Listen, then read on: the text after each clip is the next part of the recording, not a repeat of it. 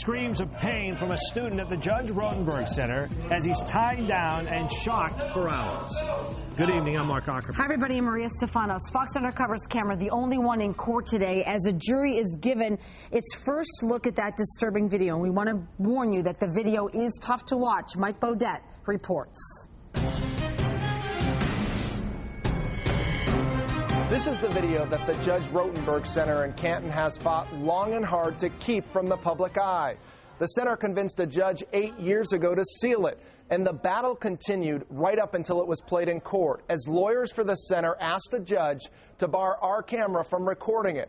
The judge said no, and now for the first time ever, the public can see for itself what these controversial electric shocks look like in use. No, no, no, no, no, no, no, no, no, no, no, no, help me, help, help, help, help me, help. Dramatic video of New York teenager Andre McCollins, restrained face down, a helmet on his head, screaming for help. The Judge Rotenberg Center calls it treatment. Help, help, help. That was shock number 16 or 17.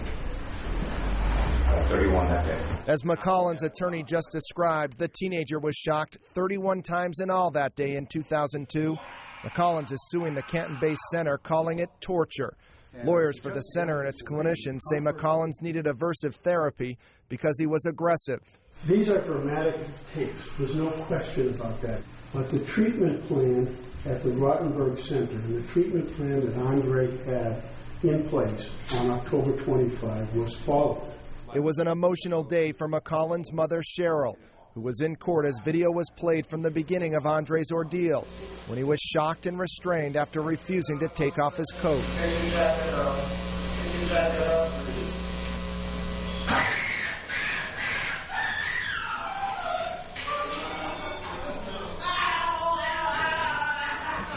I never signed up for him to be tortured, terrorized, and abused.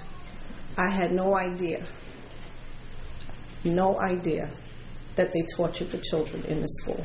Cheryl testified what her son was like when she visited him 3 days later. I couldn't turn Andre's head to the left, to the right. He was just staring straight. I took my hands and I went like this. He didn't blink. Cheryl McCollins did get Andre to Children's Hospital that day, where he was diagnosed with acute stress response caused by the shocks. The jury also heard her testify about watching the video and hearing staff members laughing while their son was on the floor.